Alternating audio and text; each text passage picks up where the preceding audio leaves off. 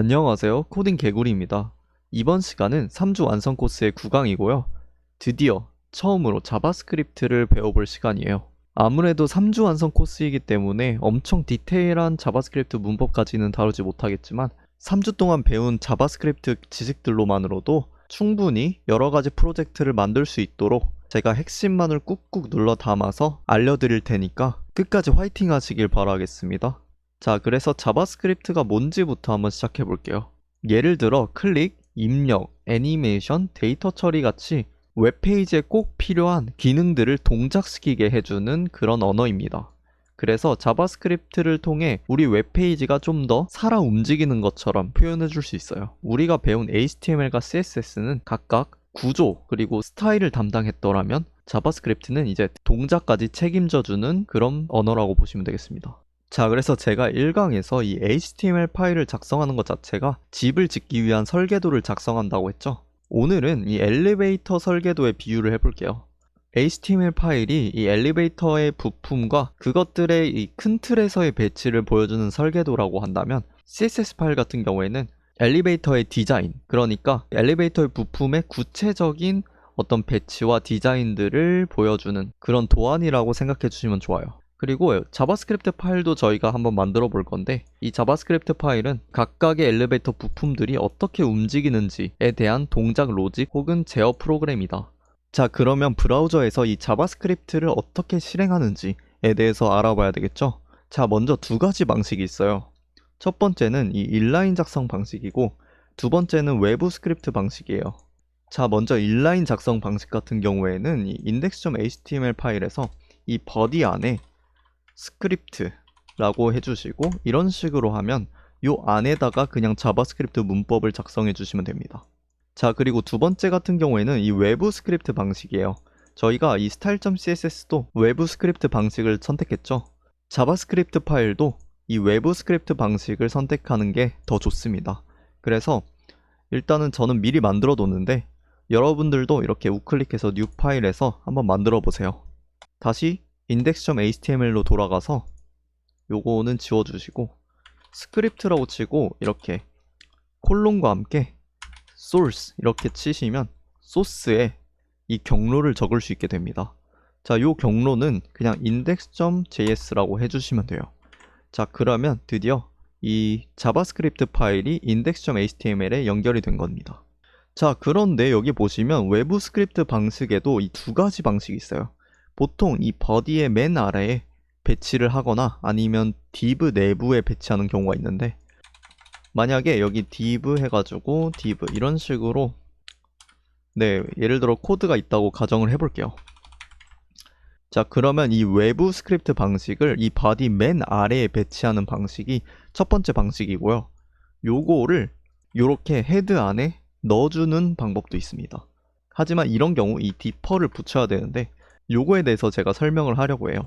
일단은 디퍼는 없애주시고, 자, 먼저 첫 번째 body의 맨 아래에 배치하라고 했는데, 맨 아래에 배치하는 이유에 대해서 설명을 드릴게요. 자, 그러려면 먼저 이 브라우저 렌더링 과정에 대해서 간단하게라도 알고 있어야 되는데요. 제가 쉽게 한번 설명해 보도록 하겠습니다. 원래 우리가 이 세 가지의 설계도를 브라우저 입장에서 동시에 받는다고 착각하실 수도 있는데, 사실은 이 브라우저가 이 파일들을 각각 다른 시점에 받게 됩니다. 그게 무슨 말이냐? 자, 이 브라우저 같은 경우에는 서버에 index.html을 먼저 요청해요. 그래서 이 html 파일부터 먼저 받게 되고요.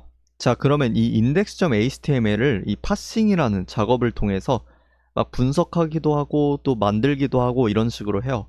그러다가 이 헤드에서 CSS 파일을 만나게 돼요. 그러면 이 CSS 파일을 다시 또 가서 서버에 요청을 합니다. 자바스크립트 파일도 마찬가지예요. index.html 파일을 위에서 아래로 이렇게 읽어 나가다가 이 스크립트 소스를 만나게 되면 그제서야 자바스크립트 파일을 다운받게 됩니다. 자, 근데 문제가 뭐냐? 이 자바스크립트 같은 경우에는 이 다운과 동시에 실행이 되는데, 이 자바스크립트가 실행이 되면 이전에 하던 작업들을 다 멈추게 돼요. 이게 무슨 말이냐? HTML 파일에서 이 엘리베이터의 구조와 이 부품들을 만든다고 했잖아요. 근데 그 부품들을 만드는 과정이 멈추고 실제로 엘리베이터를 동작시키게 되는 거예요. 그래서 엘리베이터 부품이 몇 개 없고 다 만들지도 않았는데 동작을 시키면 당연히 문제가 생기겠죠. 그렇기 때문에 이 다운받는 시점을 가장 늦추기 위해서, 그리고 이 div 태그 같은 이 돔들을 다 만든 다음에 동작을 시키고 싶어서 이 body 태그 맨 아래에다가 요 코드를 배치하는 겁니다. 맨 아래에 두게 되면 이 자바스크립트 다운로드 자체를 돔 생성이 끝난 다음에 하게 되기 때문이에요. 요 돔 생성 같은 경우에는 엘리베이터 부품이라고 생각해 주시면 되는데, 지금 단계에서는 요 div 태그 같은 경우 요런 것들이라고 생각해 주시면 될 것 같아요. 자, 그런데 여기서도 어느 정도의 문제가 발생합니다. 문제가 뭐냐? 엘리베이터가 다 만들어진 다음에 동작을 시키는 거는 오케이예요. 근데 이 동작 프로그램을 다 만든 다음에 설치하기 시작하면 너무 늦어지는 거예요. 그렇기 때문에 엘리베이터를 만듦과 동시에 병렬적으로 자바스크립트 파일을 다운받고 있으면 얼마나 효율적일까? 라는 생각을 할 수 있겠죠. 그렇게 하기 위해서 이 자바스크립트 파일을 헤드 내부에 두고 디퍼를 붙이는 겁니다. 자, 그러면 어떤 식으로 하는지 한번 보여드릴게요. 요거를 이제 요 위에다 넣을 건데, 여기 뒤에다가 디퍼라는 속성을 주시면 됩니다. 자, 이 디퍼가 뭐냐? 자세히 알 것까지는 없는데, 지금까지 제 설명을 들어보면 어떤 역할을 하는지 알 것 같지 않나요? 이 스크립트 파일의 다운로드 시점은 헤드 안에 있기 때문에 거의 시작과 동시에 다운로드 되는데, 시작과 동시에 다운로드 되기 때문에 문제가 발생했잖아요. 근데 디퍼를 붙임으로써 다운로드는 되되 실행은 돔 생성이 다 완료된 후에 하겠다 라고 강제해주게 되는 거예요. 그래서 이렇게 작성하면 속도도 챙길 수 있고, 혹시라도 돔이 생성되지 않았는데 자바스크립트가 동작하게 되는 그런 불상사도 막을 수 있으니까 요 방식이 제일 좋겠죠. 자, 그리고 제가 돔 생성이 아직 되지 않았는데 자바스크립트가 실행되는 그런 순간을 한번 연출해 볼게요. 자, 디퍼는 빼주시고, 만약에 제가 이 div가 만들어지기 전에 스크립트 파일을 다운받게 이렇게 코드를 작성했다고 가정해 볼게요. 그리고 index.js를 열어주시고, 제가 간단하게 이 div 태그를 가져오는 코드를 한번 작성해 볼게요. 지금은 몰라도 됩니다.